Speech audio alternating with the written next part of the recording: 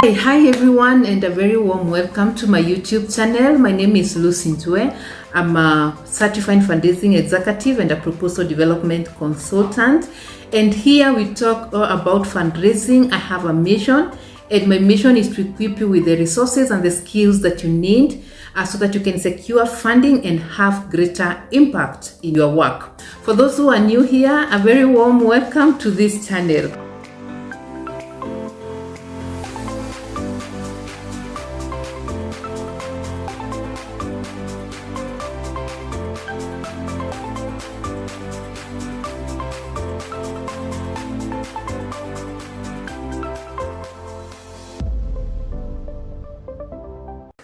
So today I'm going to share with you two case studies or two experiences of how I worked with two different organizations to help them secure their first ever funding.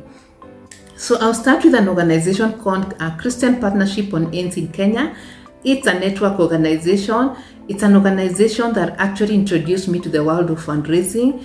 When I joined, it was a pretty new organization with no past experience in terms of managing funds. In fact, it was at its setup stage, probably around 2 to 3 years old. So you can imagine how difficult it was to start off. But I know many of us here watching are in that stage, and probably you're feeling like it's not possible to move forward and secure funding. I'm here to tell you it is very possible.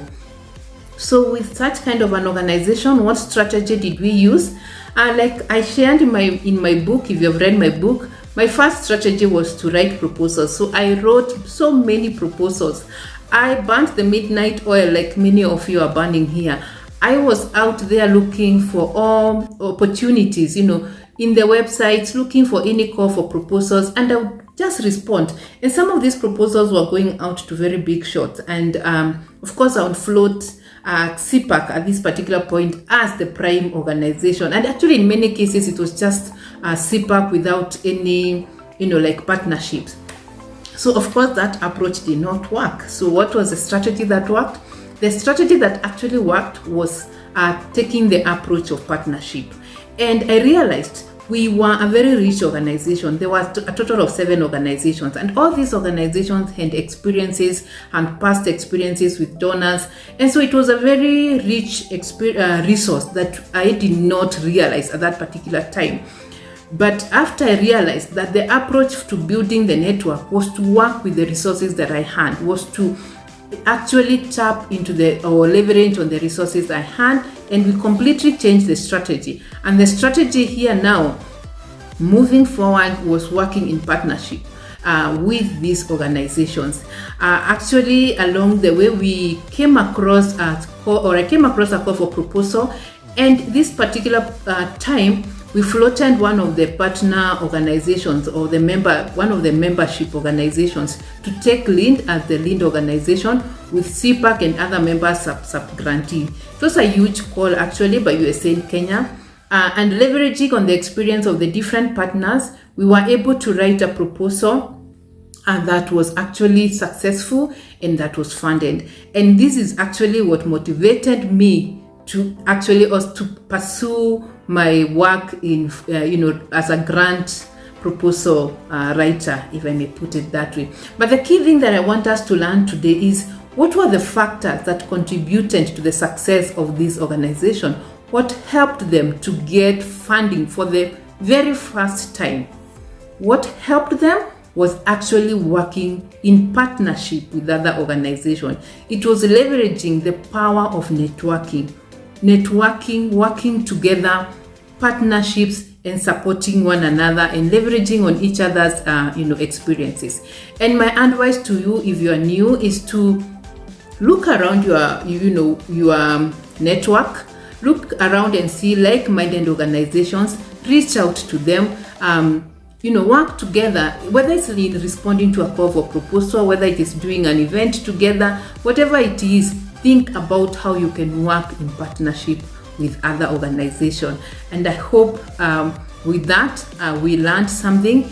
And now on to my second experience with an organization called SNABIC Kenya. SNABIC Kenya stands for Snake Bite Rescue and Rehabilitation Kenya. You can check them out on their website. So again, when I met this organization, they really did not have a track record of having received any grants, but they had quite some experience in terms of community work, working with the government, and also even participating in the development of some strategies around snake bite prevention and management in Kenya.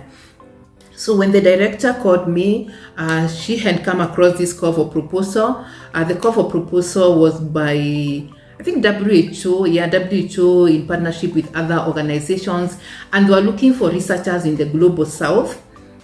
And these were individual researchers who are to be funded to carry out any research around neglected tropical diseases.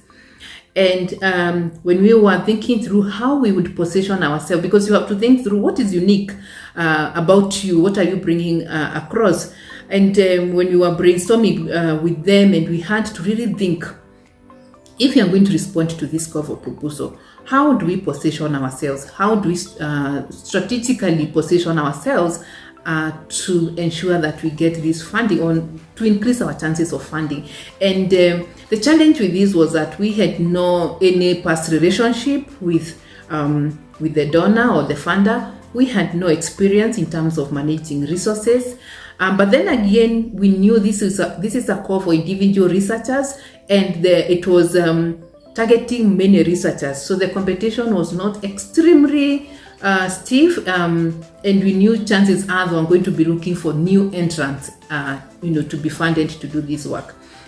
So our strategy here, many strategies, but key strategy that I think worked for us was one that we were dealing with a neglected public health issue that is not commonly addressed. And we took that to our advantage. We knew that most people would write about malaria, the common tropical diseases, maybe sleeping sickness and such.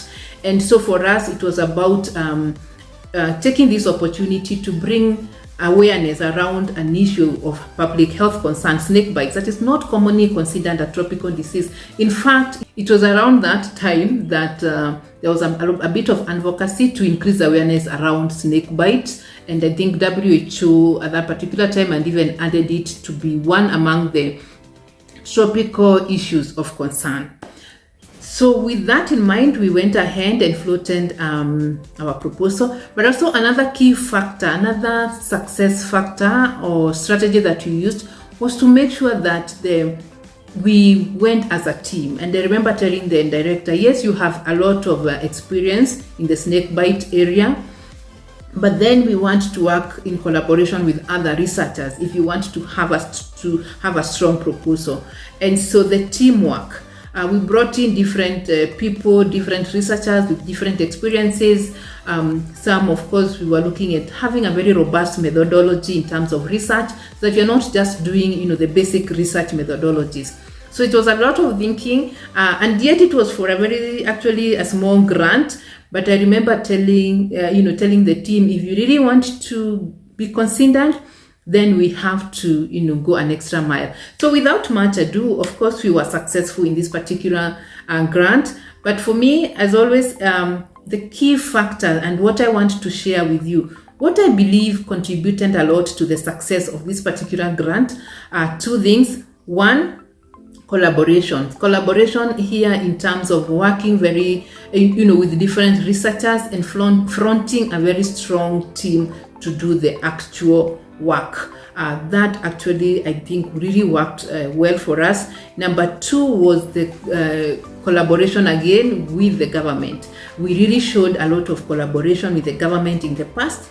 And also in this particular project, we proposed that we would work a lot with the government, and we were able to demonstrate that in a very clear way. So at the end of the day, I think you can see when I keep talking about networking, collaborations, partnerships, this is exactly what I mean.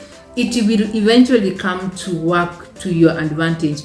So at this particular time when you're starting, focus on doing your work to the best you can. collaborating with other partners, like I have said. And then when that time comes to write a proposal, of course it has to be an award-winning proposal, a compelling proposal.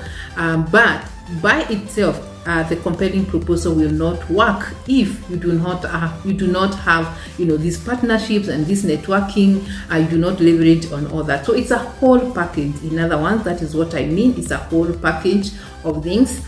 And with that, I want to come to the end of this session, and I want to believe that we have learned.